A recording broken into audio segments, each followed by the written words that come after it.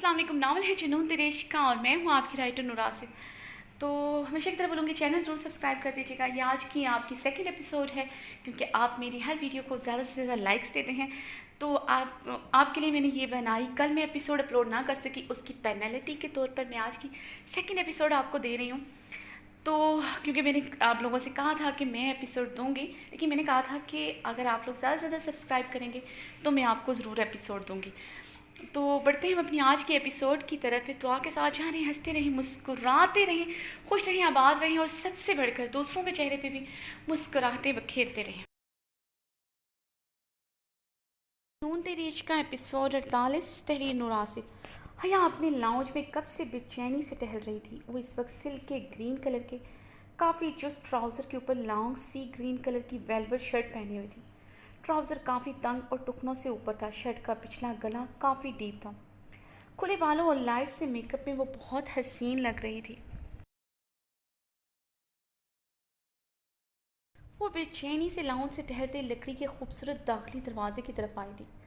कहाँ रह गया ये हिटलर। हया ने गुस्से से अपने मोबाइल स्क्रीन पर नज़रें दौड़ाईं, जहाँ रात के 10 बज रहे थे। गाड़ी के हॉर्न पर हया ने दरवाजे के साथ टेक लगाकर गहरे सांस लिए।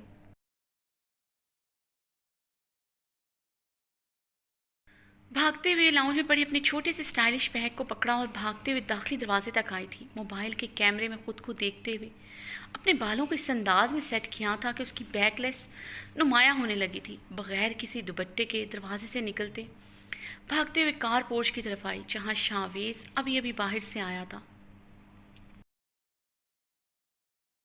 भागने के चक्कर में हया का सांस बुरी तरह फूला हुआ था। शावेज को गाड़ी से निकलता देखकर हया अपने बिगड़े तनफ्फुस पर काबू पाते अपनी गाड़ी की तरफ बढ़ते शावेज से टकरा गई। उप्स, सॉरी, मैंने देखा नहीं आपको। हया बिला वजह दांतों की नुमाइश करते हुए बोली, अपने हाथ शावेज के सीने पर जमाए अपनी सुरमई गहरी आंखों से शावेज को बहुत गौर से देखा था।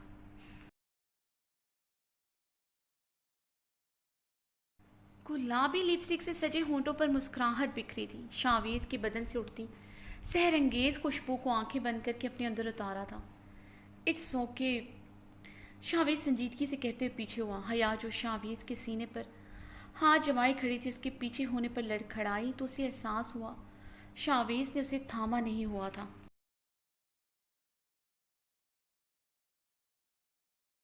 हया का खजालत के मारे रंग सुर्ख पड़ा था। गहरी नज़रों से शावेज को देखा, जिसके चेहरे पर बेतहाशा संजीदगी छाई हुई थी। ना नाराज़गी थी, ना ही कोई और जज्बा था। उसने उसे छुआ तक ना था। वो तो उसे हमेशा छूने को बेकरार रहता था। बाहों में भरकर शिद्दत से अपने सीने के साथ जब तक लिपटा न ले, उसे सुकून नहीं आता था। हया शावीज़ के एटीट्यूड पर हंसी हुई थी। आंखें झपकते हुए अपने आंसू मुकाबल के सामने बहने से रोके, मगर अब उसके आंसू सामने खड़े सितमगर की सितम ज़रीफ़ी पर उसे धोखा देते हर टाइम बहने को तैयार रहते। शावेज उसे देखता हुआ संजीदगी से अपनी गाड़ी को लॉक करने लगा। हाँ मायरा बोलो। अरे बाबा आ रही हूँ मैं। हाँ बाबा, आज रात मैं तुम्हारे साथ तुम्हारे घर ही ठहरूंगी। हया ने शावेज को किन अखियों से देखते बहुत बुलंद आवाज़ में फ़ोन कान से लगाए कहा, जो गाड़ी को लॉक करता हुआ आगे बढ़ गया था।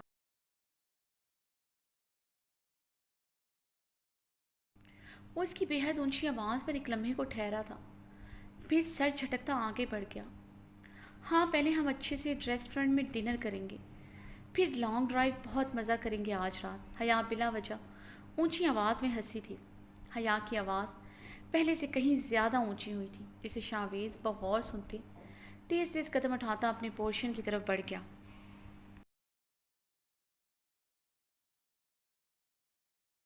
शावेज को बिना रिएक्शन दिए जाता देखकर हया मज़ीद रुहानसी हुई थी।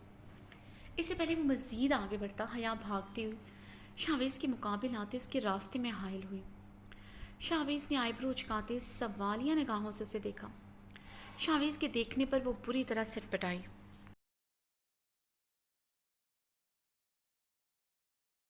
शावेज, वो क्या है ना, मुझे अपनी दोस्तों के साथ डिनर पर जाना था। हया ने अपनी फूलती सांसों पे काबू पाते कहा। हाँ तो? शावेज ने हया की बात सुनते और उसके चेहरे पर नजरें जमाए बेतासर लहजे में कहा। تو وہ شاویز کے بے تاثر لہجے پر وہ ایک پل کو خاموش ہوئی تھی کہ وہ اب کیا کہے۔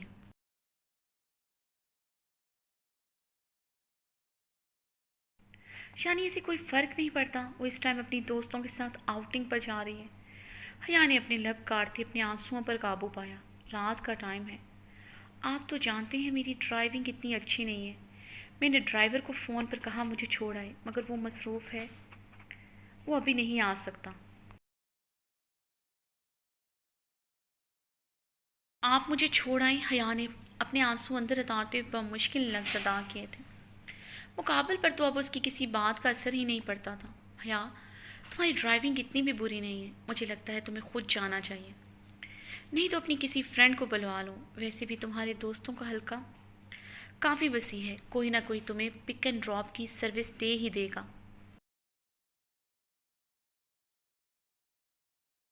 شاویز بغور حیا کے نم آنکھوں پر گہری نظریں جمائے لاپرواہی سے کہتا آگے بڑھ گیا۔ شاویز کے جانے کے بعد وہ کافی دیر تک وہاں کھڑی رہی، پھر روتے ہوئے اپنی پورشن کی طرف بڑھتے سیڑھیاں چڑھتی اپنے کمرے میں داخل ہوئی تھی۔ کمرے پہ پہنچ کر حیا نے اپنا بیگ اپنے شولڈر سے اتار کر زمین پہ مارا، اپنا موبائل اٹھا کر زمین پر پٹکا۔ غصہ کسی طور پر کم نہیں ہوا تو بیڈ پہ موجود تمام ٹیڈی بیئرز اٹھا کر زمین پر پھینک دیے، روتے ہوئے اپنے ہونٹوں پر موجود لپسٹک رگڑ کر اپنی ہتھیلی سے صاف کی تھی، بیڈ پر اوندے منہ گر کر پھوٹ پھوٹ کر رو دی۔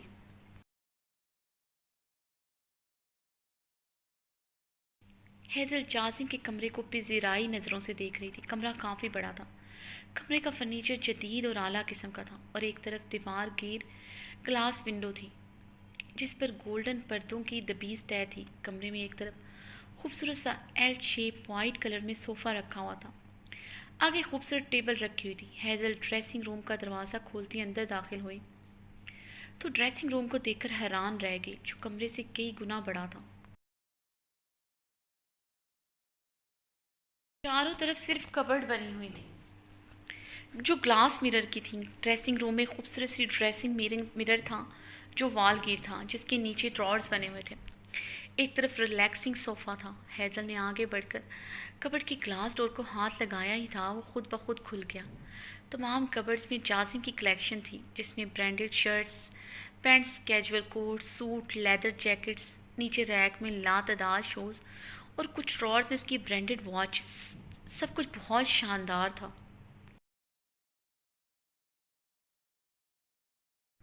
جو جازم شاہ کے اعلیٰ ذوق کو بخوبی ظاہر کر رہا تھا۔ اتنی تعداد میں کپڑے جوتے دیکھ کر ہیزل حیران ہوئی۔ زیادہ تر تو ٹیگ لگی چیزیں تھیں جنہیں استعمال بھی نہیں کیا گیا تھا، بلکہ اسے یاد بھی نہیں پڑتا تھا جازم نے کوئی کپڑے ایک سے زائد بار پہنے بھی ہوں۔ وہ ہر جگہ آفس میں سوٹڈ بوٹڈ رہتا تھا، وہ جازم کے حکم پر آج اس کے کمرے میں موجود تھی۔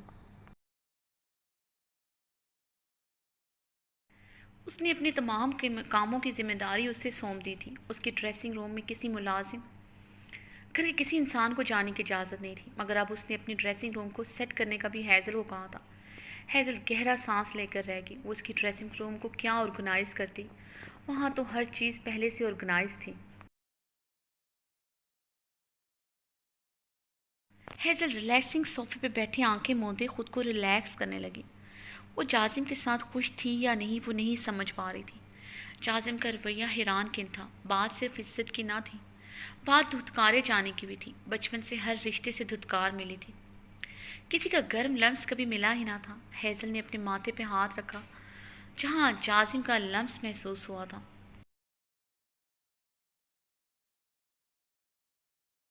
جو آج آفس میں کافی مرتبہ اس کی پیشانی پر ثبت کر چکا تھا۔ اسے تو لگا تھا وہ ساری عمر اپنے شوہر کے پیار اور اس کے گرم لمس کو ترسے گی۔ نکاح کے رات بھی تو اسے یقین ہو چلا تھا اس کی قربت صرف جازم کی ضرورت ہوگی، جس میں نرم گرم لمس اور میٹھی سرگوشیوں کا فقدان ہوگا، مگر شوہر کی محبت شاید امرت سے بھی زیادہ زور آور ہوتی ہے، جو اس پر پوری شدت سے اثر انداز ہونا شروع ہو گئی تھی۔ اس کے اندر ایک بار پھر سے نرم کونپلیں پھوٹنا شروع ہو گئی تھیں۔ اس کے دل کی سرزمین کو صرف جازم شاہ نے چھوا تھا۔ اب پھر سے دل کی دھرتی پر جازم کا پیار ابر سا بن کر برسنے لگا تھا۔ وہ نہ نفرت کر سکتی تھی، نہ ہی اپنی باقی مائدہ زندگی نفرت میں گزار سکتی تھی۔ اس لیے اس کا دل پوری صداقت اور سچائی سے ایک بار پھر سے جازم کی طرف بڑھ رہا تھا۔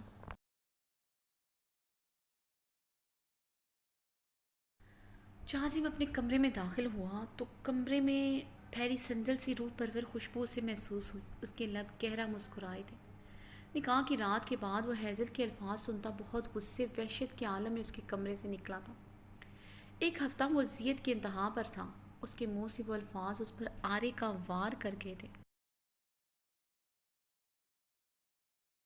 مگر وہ جب جب اس کے الفاظ یاد کرتا جس میں کسی غیر مرد کا ذکر نہیں تھا بلکہ اس عزت کا ذکر تھا جو اسے کبھی نہ دے سکا، وہ جب سے اس کی زندگی میں آئی تھی وہ اپنے رویے سے دھتکارتا آیا تھا۔ وہ اب اس کی بیوی تھی، اس کا عشق، اس کا جنون تھی۔ ہوٹل میں کسی غیر مرد کے ساتھ اسے کافی فاصلے پر بیٹھا دیکھ کر ہی جو تکلیف اذیت اس نے محسوس کی تھی، اور وہ ہفتوں جس اذیت سے اس کا وجود تن من جلتا رہا تھا، تکلیف اس اذیت نے اسے باور کروایا تھا وہ اس کی روح میں بھی اتر چکی ہے۔ اب وہ نہیں چاہتا تھا اس کی کسی بھی رویے کی وجہ سے اسے صدیوں کے فاصلے پر چلی جائے۔ وہ بے قراری کے عالم میں ڈریسنگ روم کے جانب پڑا۔ ہیزل صوفے پہ آنکھیں موندے ہوئی تھی، پنک ڈریس کھلے بالوں میں، دوپٹہ کندھوں پر پھیلائے ہوئی تھی۔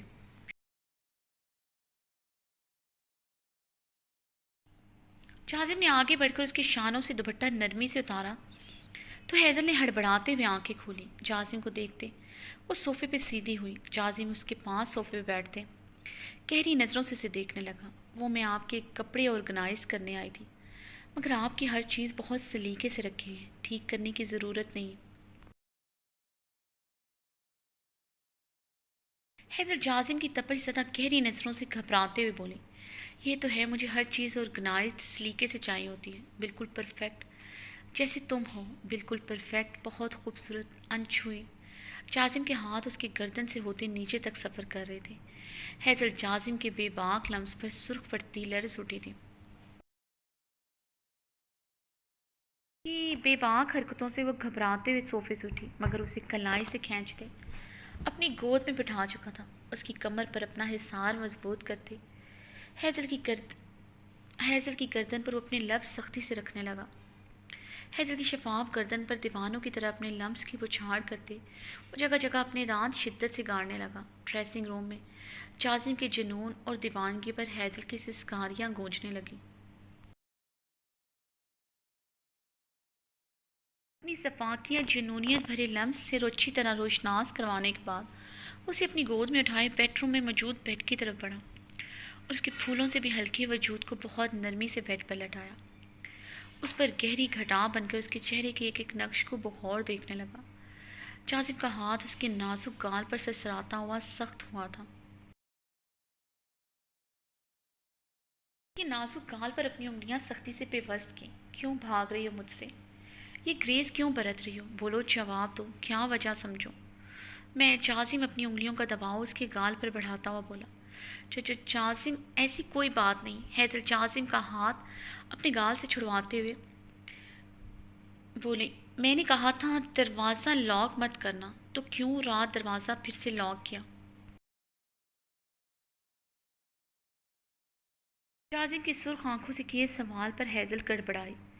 مم، مجھے عادت ہے رات کو کمرہ لاک کر کے سونے کی۔ تو مجھے یاد نہیں رہا، ہیزل نے اپنی نظریں چراتے ہوئے کہا۔ جازم نے بغور ہیزل کی جھکی نظروں کو دیکھتے اپنا لب دانتوں تلے دبائے کچھ سوچا تھا، پھر گہرا مسکراتے ہوئے اس کی لبوں کو اپنے لبوں میں قید کر گیا۔ ساری رات حیا نے بے تحاشا روتے ہوئے شاویز کو ڈھیروں کوسنے دیتے ہوئے گزاری تھی۔ صبح ہی اس کی آنکھ لگی تھی۔ اٹھتے اٹھتے کافی دیر ہو گئی۔ شاور لے کر ٹراؤزر اور شارٹ شرٹ اور گیلے بالوں میں بنا شال لیے باہر ٹیرس پر آئی۔ گہری نارنجی شام اتر رہی تھی۔ ٹھنڈی یک ہوائیں گیلے بدن سے ٹکرائی تو حیا پر کپ کپی طاری ہوئی، مگر وہ بے حس بنی ریلنگ پر اپنے ہاتھ جمائے شاولا کے وسیع عریض لان کو بھیگی اور اداس نگاہوں سے دیکھ رہی تھی۔ سردیوں کا موسم ہمیشہ اس کا پسندیدہ رہا تھا، مگر اب کی سردیاں تو اسے کاٹ کھانے کو دوڑ رہی تھیں۔ لمبی گہری راتیں قہر بن کر ٹوٹ رہی تھیں۔ دل ہی میں ایک ہی موسم ٹھہر گیا تھا، خزاں کا موسم، اداسی کا موسم۔ یہاں کی بھیگی نظریں بے اختیار ستمگر کے کمرے کے ٹیرس کی طرف اٹھی، جو اسے اپنی عادت ڈال کر اب مکمل طور پر اس سے لاپرواہ ہو گیا۔ شاویز ٹیرس پر ہی ریلنگ پر کہنیاں ٹکائے کافی پیتا لان پر اپنی نظریں جمائے ہوئے تھا۔ حیا کی آنکھوں میں آنسوؤں کی چلملاہٹ ٹھہری۔ شاویز بلیک ٹراؤزر پر بلیک ٹی شرٹ جس پر بلیک لیدر جیکٹ پہنے ہوئے تھا، اپنی واروب شاندار پرسنالٹی لیے کافی نکھرا سا مسرور لگ رہا تھا۔ اس کے چہرے پر چھائی مسکراہٹ حیا کو سوئی کی طرح چبھ رہی تھی۔ اس سے تعلق توڑ کر اتنا خوش تھا جیسے اس سے تعلق توڑنا ہی اس کی اولین خواہش ہو۔ حیا سے اس کا خوش ہونا برداشت نہیں ہو رہا تھا۔ اب وہ ریلنگ سے کہنیاں ہٹائے اپنے گھنے بالوں میں ہاتھ پھیرتے سیدھا ہوا تھا۔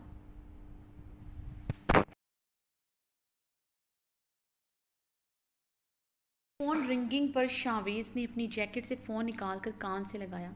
کیسی ہو حالہ؟ شاویز فون کان سے لگائے گہرا مسکرایا۔ حالہ کے نام پر حیا نے اپنے لب بری طرح کاٹتے ہوئے ریلنگ پر اپنا ہاتھ مضبوطی سے ٹکاتے بھیگی آنکھوں سے شاویز کو دیکھا، جو مسکراتے ہوئے ٹیرس پر چکر لگاتا باتیں کر رہا تھا۔ وہ کیا باتیں کر رہا تھا اسے حالہ کے علاوہ کچھ سنائی نہیں دے رہا تھا۔ اس نے دانستہ طور پر شاید اپنی آواز آہستہ کر لی تھی تاکہ وہ سن نہ سکے۔ حیا نے سسکی بھر کر شاویز کے چہرے پر نگاہ ڈالی جس پر مسکراہٹ چپک گئی تھی۔ حیا کے دل میں جلن کی لہریں اٹھیں، آنسو لڑیوں کی صورت میں شفاف آرز پر بہنا شروع ہو گئے۔ آنسوؤں کی چادر میں سامنے کا منظر دھندلانے لگا۔ اسے مزید مسکراتا ہوا نہیں دیکھ سکتی تھی، اس لیے جلدی سے اپنے روم کی طرف بڑھ گئی۔ روم میں داخل ہوتے ٹیرس کے گلاس ڈور سے ٹیک لگائے گہری سانسیں لیتے اپنے اندر اٹھتے درد و کرب پر قابو پانے کی کوشش کی، جو شاویز کو حالہ کے ساتھ باتیں کرتا دیکھ کر انتہا پر تھا۔ دل جلتے بھانبڑوں کی لپیٹ میں تھا۔ یکدم کمرے میں گھٹن کا احساس ہوا۔ وہ کمرے سے نکلتی لاؤنج کی طرف بڑھی۔ ہیزل اسے دیکھتے مسکرائی تھی۔ صبح سے کمرے میں کیوں بند تھی؟ ہیزل نے اس کی بھیگتی آنکھیں دیکھتے اس کے قریب جا کر تشویش سے پوچھا۔ ہیزل کو دیکھ کر حیا اس کے ساتھ لپٹ کر زاروں قطار رونے لگ گئی۔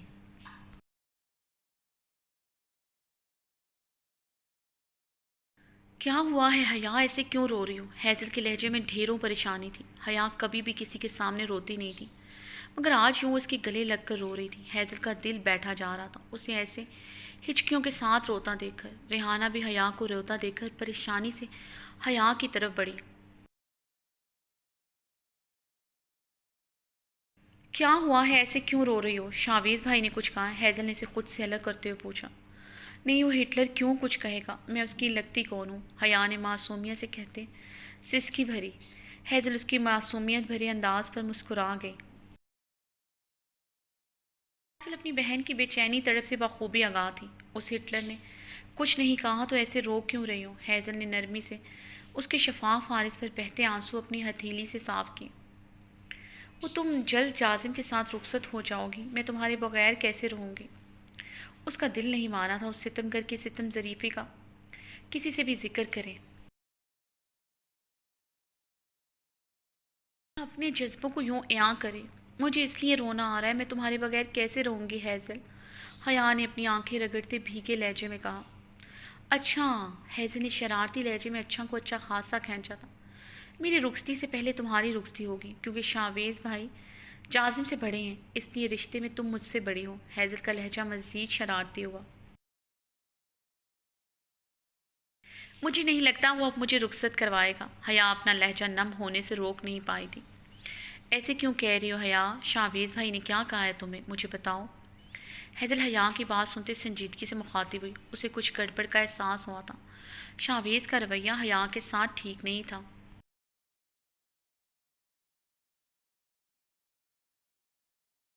یہ پورا شاہ ولا جانتا تھا، اسے مکمل اگنور کیا ہوا تھا۔ تمہارے نکاح والے دن کیسے سب کے سامنے ڈائیلاگ بازی کی تھی اس نے۔ آج سے تم میری پناہوں سے، میری محبت سے، میری پابندیوں سے آزاد ہو۔ حیا نے بھیگے لہجے میں شاویز کی نقل اتاری تو ہیزل کھلکھلا کر ہنس پڑی۔ او ہیزل، جانتی ہو تمہیں تمہارے نکاح والے دن روتا دیکھ کر میں پریشان ہو گئی تھی۔ مگر آج تمہیں ہنستا دیکھ کر میں کتنی خوش ہوں میں بتا نہیں سکتی۔ ہیزل کو ہنستا دیکھ کر حیا اس کے گلے پھر سے لگی۔ اچھا آپ پیچھے ہٹو، مجھے تیار بھی ہونا ہے۔ ہیزل نے حیا کو پیچھے کرتے ہوئے اپنے آنسوؤں پہ قابو پایا جو آج کل ہر وقت بہنے کو تیار رہتے۔ کہاں جا رہی ہو؟ حیا نے ہیزل سے الگ ہوتے پوچھا۔ دادی جان نے میری نکاح کی خوشی میں رات کا ڈنر رکھا ہے، وہیں جانا ہے۔ دادی جان کا کتنی مرتبہ فون بھی آ چکا ہے، مجھے اب تیار ہونا چاہیے۔ ہیزل اٹھتے ہوئے جلد میں بولی۔ ڈنر؟ مجھے انوائٹ نہیں کیا؟ حیا کے سوال پر ہیزل حیران ہوتی اس کی طرف مڑی تھی۔ تم چلو گی کیا؟ ہیزل نے سوال کیا۔ نہیں میں نہیں آ رہی، تم جاؤ، حیا کہتے ہوئے اپنی کمرے کی جانب بڑھ گئی۔ واہبہ نے آج کا ڈنر شاہ ولا کے خوبصورت سے لان میں رکھا تھا۔ ڈائننگ ٹیبل کے گرد خوبصورت جدید ہیٹر رکھے گئے تھے تاکہ سردی کی حدت کم ہو سکے۔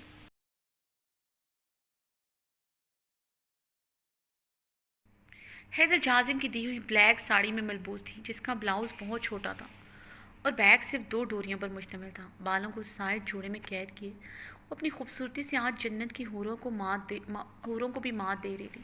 وہ یہ ساڑی پہننے کے لیے بالکل تیار نہ تھی، مگر جازم کے سرد لب و لہجے میں دی گئی وارننگ پر وہ پہننے کے لیے تیار ہو گئی تھی۔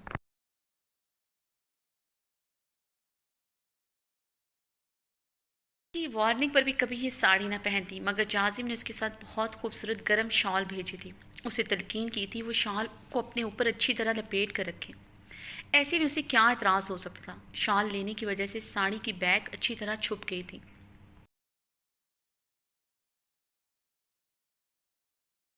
سمجھ نہیں پا رہی تھی اگر ساڑی کو اس شال میں چھپانا ہی تھا تو یہ ساڑی پہنانے کا مقصد۔ ہیزل اچھی طرح شال کو خود پر لپیٹتی لان کی طرف بڑھی۔ جازم جو لان میں ایک طرف کھڑا تھا، بلیک جینز پر بلیک شرٹ پہنے ہوئے تھا جس پر براؤن لیدر جیکٹ پہنے وہ بہت خوبرو وجیح لگ رہا تھا۔ آنکھوں اور چہرے پر مخصوص چمک تھی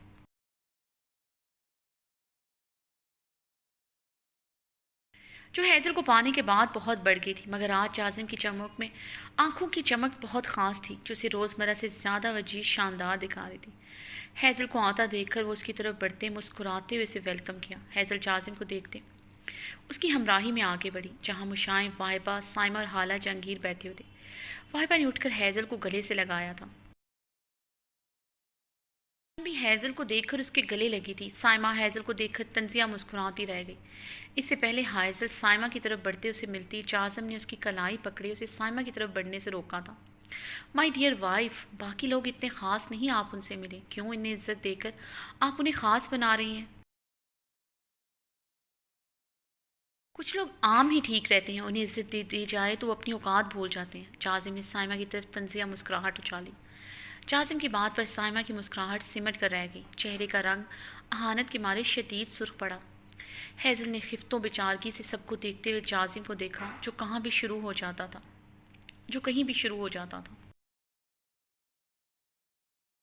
اس کی خفت بھرے چہرے پر نظریں دوڑائے گہرا مسکرا گیا تھا جو ہر کسی کی بات پر بلا وجہ خفت کا شکار ہو جاتی تھی۔ ہیزل جازم کو خود کی طرف والہانہ پرشوق نگاہوں سے تکتا پا کر اپنی شال اچھی طرح خود پر لپیٹتی کرسی پر بیٹھ گئی۔ جازم ہیزل کو گہری نظروں سے دیکھتا ہوں اس کے ساتھ کرسی گھسیٹ کر بیٹھ گیا۔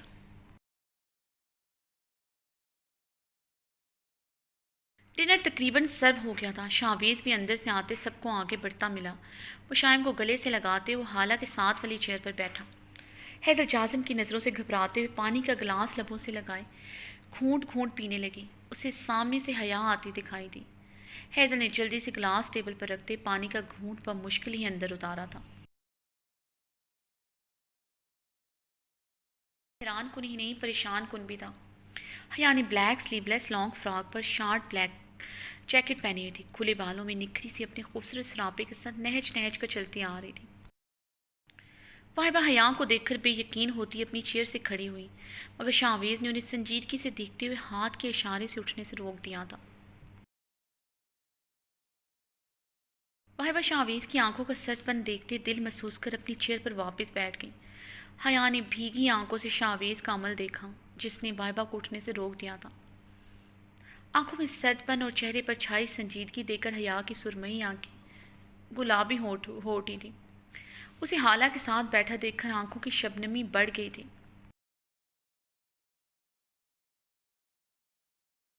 حیدل حیا کو دیکھ کر گہری سانس بھر کر رہ گئی۔ شاویز کا سنجیدہ اور بے تاثر رویہ وہاں بیٹھے ایک ایک فرد نے محسوس کیا تھا۔ شاویز جو کبھی حیا کے پاس ہوتا تو اس کا ہاتھ ہمیشہ زبردستی اپنے ہاتھوں میں تھامے رکھتا۔ آج اس نے ایک نظر حیا پہ ڈالنا گوارا نہیں کیا تھا۔ حیا آہستگی سے چلتے شاویز کے سامنے والی ٹیبل پر آ بیٹھی جو اس سے لاپرواہ حالہ جہانگیر سے باتیں کرنے میں مصروف تھا۔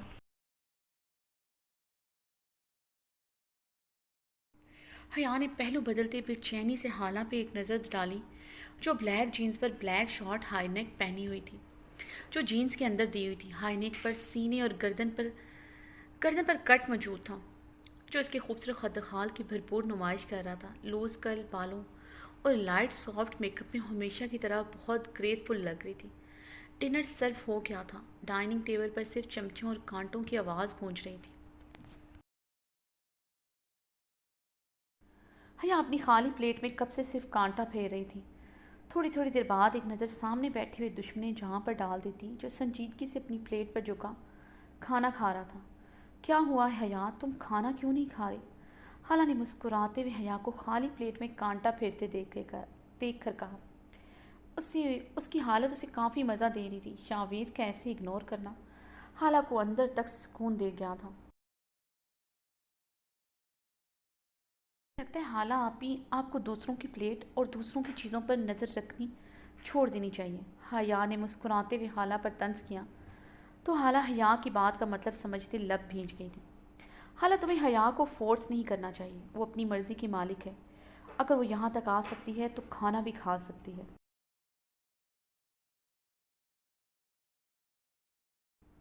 اگر وہ نہیں کھا رہی تو اس کا مطلب اسے بھوک نہیں ہوں؟ شاویز نے سنجیدگی سے کہتے ہوئے حالہ کو مسکراتی نظروں سے دیکھا۔ میں یہاں صرف حیزل کی خوشی کے لیے آئی ہوں۔ شاویز کو حالہ کی طرف مسکراتی نظر دیکھ کر حیا نے غصے سے کانٹا اپنی ٹیبل پر زور سے پٹخا۔ اس کا حالہ کو مسکرا کر دیکھنا برداشت نہیں ہوا تھا۔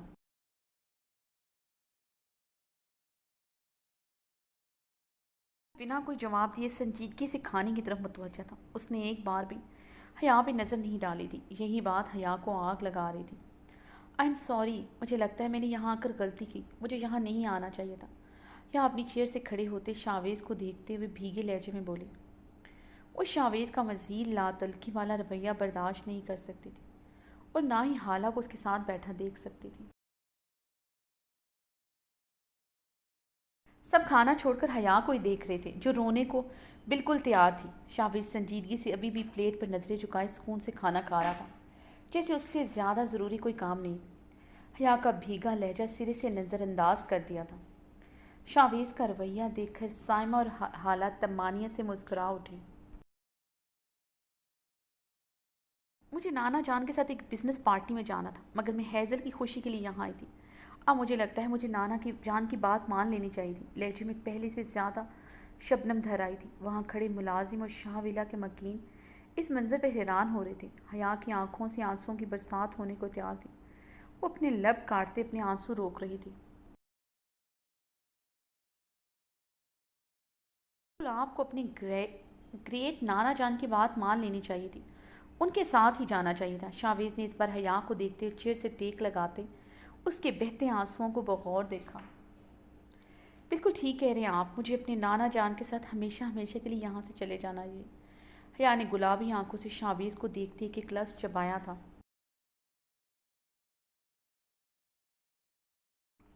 تو دیر کس کی بات کی ہے؟ محمد بے صرف تمہاری وجہ سے پاکستان رکے ہوئے۔ آئی تھنک تمہیں ان کی مشکل آسان کر دینی چاہیے، ان کے ساتھ ہمیشہ ہمیشہ کے لیے جا کر۔ شاویز نے اپنی چیئر پر سیدھے ہوتے حیا پہ تنزیہ نظر ڈالی تھی۔ مجھے لگتا ہے آپ سب کو آج ہی حیا کو گڈ بائی کہہ دینا چاہیے، کیا پتہ پھر ہمیں ان کی شکل دیکھنے کو ملے یا نہ ملے۔ شاویز نے سب گھر والوں پر نظریں دوڑائے کہا۔ ہائے حیا، شاویز نے طنزیہ مسکراہٹ حیا پہ اچھالی تھی جو بھیگی آنکھیں اور سرخ چہرہ لیے کھڑی تھی۔ شاویز نے بے تاثر لہجے میں کہتے ہوئے کانٹے سے فش کی بائٹ لی۔ Goodbye Chavez, forever forever, Haya نے نم لہجے میں چیخ کر کہتے ہوئے اپنی پلیٹ اٹھا کر زمین پر زور سے دے ماری جو ٹکڑے ہوتے دور جا بکھری تھی۔ شاویز اطمینان سکون سے اپنی پلیٹ سے کھانا کھاتا رہا۔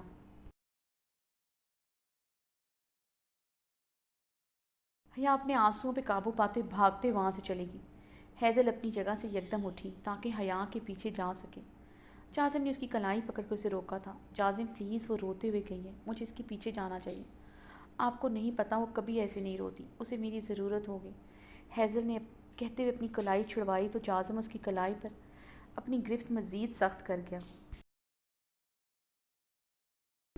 اسے نہیں، تمہارے شوہر کو تمہاری ضرورت ہے، اس کے پیچھے جانے کی ضرورت نہیں ہے، جازم نے سپاٹ لہجے میں کہتے اسے چیئر پر بٹھایا۔ ہیزل جازم کی طرف بے بسی سے دیکھ کر رہ گئی۔ واہبہ گہرا سانس بھرتے اپنے پوتے کو دیکھ رہی تھی جو بھی سنجیدگی سے کھانا کھا رہا تھا۔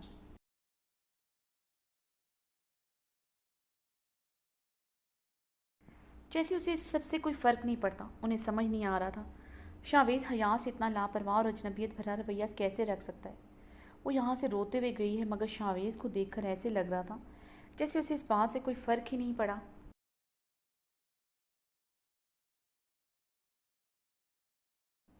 جازم، آپ مجھے یہاں کیوں لائے ہیں؟ ہیزل گاڑی میں بیٹھی جازم کے فلیٹ کو پھٹی پھٹی نگاہوں سے دیکھ رہی تھی۔ وہ ڈنر کے بعد اسے یہاں لے آیا تھا۔ میں تمہیں یہاں اس لیے لایا ہوں، میں تمہارے بدن پر لپٹی ہوئی ساڑی دیکھنا چاہتا ہوں، جازم نے گھمبیر آواز میں کہتے اس کی شال کندھوں سے نیچے سرکائی۔